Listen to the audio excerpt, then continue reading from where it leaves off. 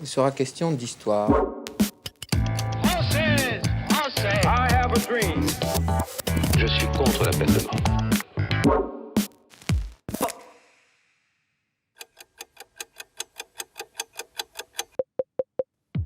Le 9 mars 1933, 4 mois après sa victoire aux élections présidentielles américaines, Franklin Delano Roosevelt s'adresse au Congrès lors d'une séance extraordinaire. Il fait voter les premières mesures d'un programme politique révolutionnaire pour sortir le pays de la Grande Dépression. C'est le New Deal.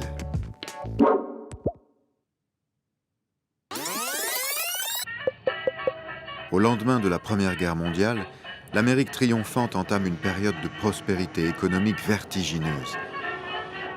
Dans l'euphorie des années folles, les banques prêtent à tout va et la nouvelle classe moyenne en profite pour se payer une automobile ou une nouvelle maison. Mais le jeudi 24 octobre 1929, la bourse de New York s'effondre brutalement. À court de liquidités, de nombreuses banques font bientôt faillite. C'est le début de la Grande Dépression, une crise économique sans précédent. En quelques mois, la récession s'installe et le nombre de licenciements explose. Le pays compte bientôt 13 millions de chômeurs, soit un quart de la population active. Progressivement, la crise se propage dans toute l'Europe. Les paysans américains, eux aussi endettés, sont expropriés et leurs terres vendues aux enchères. Pour fuir la misère et la faim, ils sont nombreux à sillonner les routes du pays. L'Amérique est à genoux et la situation ne cesse d'empirer. Mais le président Hoover ne parvient pas à redresser le pays. En 1932, c'est son adversaire démocrate qui remporte les élections présidentielles. Un certain Franklin Roosevelt, dont les promesses de réforme galvanisent le pays.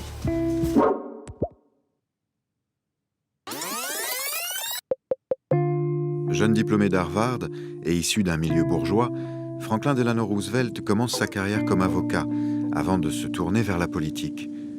À 28 ans, il est élu sénateur dans l'État de New York. À 39 ans, sa vie bascule lorsqu'il contracte une maladie neuromusculaire et se retrouve paralysé des 2 jambes. L'épreuve est considérable, mais il affronte son handicap avec courage.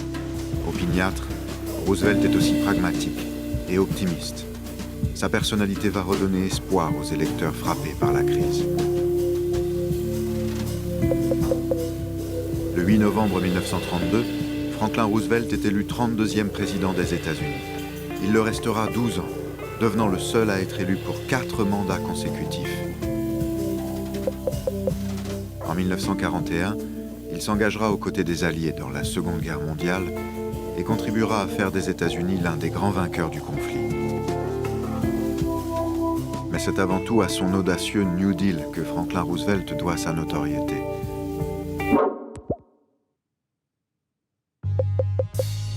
Inédite dans l'histoire américaine, le New Deal, ou Nouvelle Donne, est une vigoureuse politique d'intervention de l'État dans la vie économique et sociale. I pledge myself to a new deal for the American people. Franklin Roosevelt est à peine arrivé à la Maison-Blanche que son ambitieux programme est mis en place. À un rythme effréné, le président, entouré de son Brain Trust, un groupe de jeunes intellectuels, fait voter une multitude de lois pour réformer le pays. Après la mise en œuvre d'un plan de sauvetage des banques, l'État finance de grands travaux publics permettant l'embauche de plusieurs millions de chômeurs. Il s'attaque à la surproduction agricole, met un terme à la prohibition, instaure un salaire minimum, renforce le pouvoir des syndicats et crée le système de sécurité sociale américain. Les républicains cherchent à saborder le projet, mais Roosevelt tient bon.